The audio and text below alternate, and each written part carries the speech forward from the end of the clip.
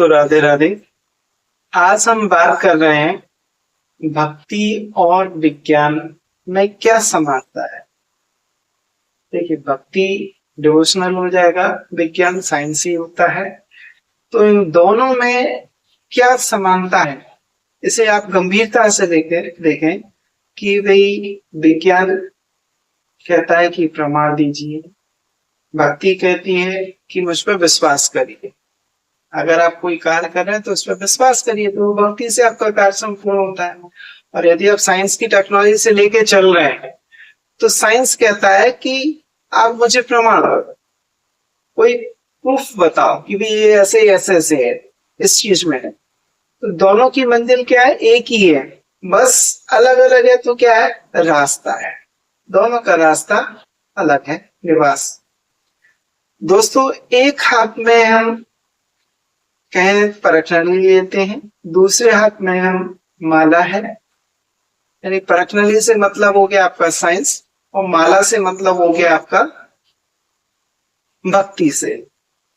एक आंख खोजती है अणु में सत्य और दूसरी आंख खोजती है हृदय में परमात्मा। पर क्या ये दोनों सच में अलग हैं? आइए आज हम इस गहरे प्रश्न के उत्तर के बारे में जानते हैं कि कैसे है। देखिए, साइंस और भक्ति दोनों को हमने 6 पार्ट में डिवाइड किया। 6 बिंदु एक निर्धारित किए कि हर बिंदु एक पर पूर्ण होता है। पहला भाग, जैसे हम कहते हैं, पहला भाग यानी पहला पार्ट कि अनुशासन की समानता।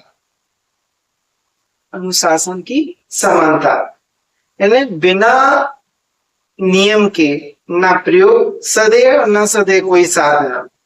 अगर आप कोई प्रयोग करना चाह रहे हैं तो आपको अनुशासन होना चाहिए, डेली प्रैक्टिस होना चाहिए। तो इसमें क्या अनुशासन आता है, समानता आती है। दोनों एक मार्ग क्या है, एक ही जिद है, एक तप है, एक आराधना है। तो वैज्ञानिक क्या करता है, रातों को जाग करके प्रयोग को दोहराता है, बार बार दोहराता है जब तक सत्य सामने ना आ जाए।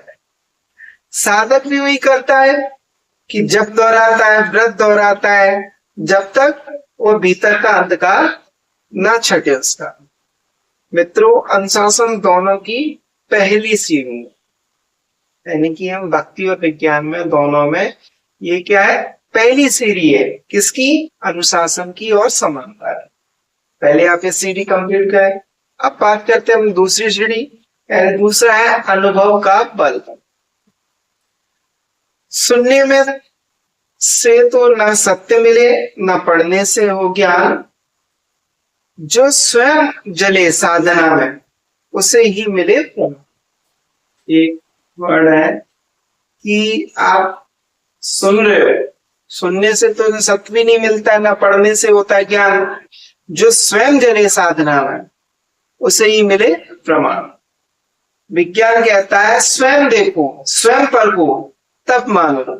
ऋषि भी मुनि भी हमारे यही कहते हैं कि केवल शास्त्र पढ़ने से ही नहीं, स्वयं साधना में डूबने से ही परमात्मा का साक्षात्कार होता है।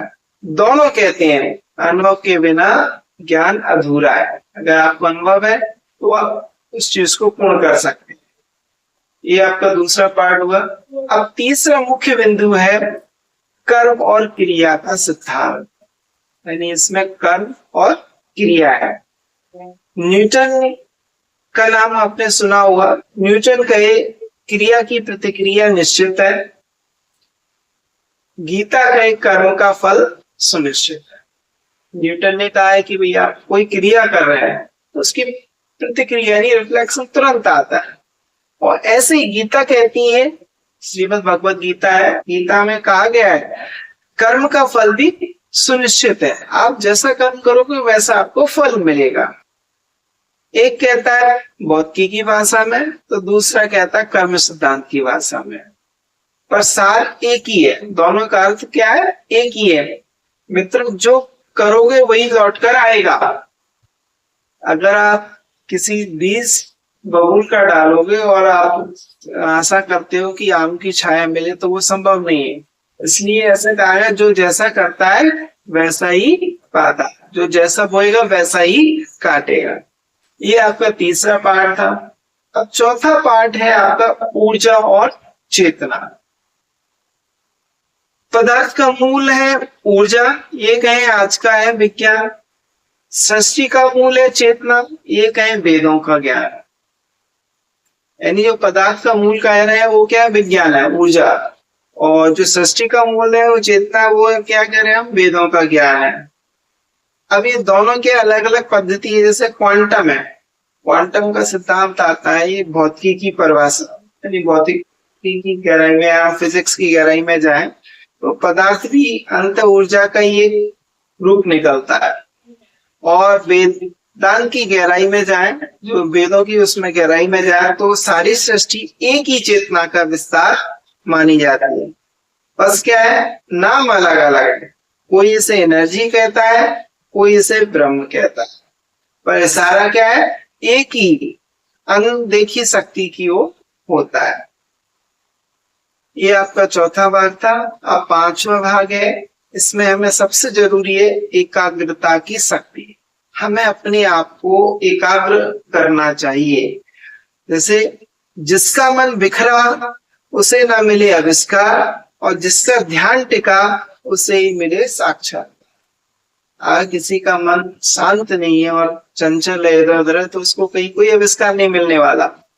और उसका ध्यान टिका हुआ है तो उसे वहां पर ही साक्षात्कार मिल जाता है। ये हम ऐसे कहें, जो बड़े वैज्ञानिक खोज के पीछे रही है गहन एकाग्रता।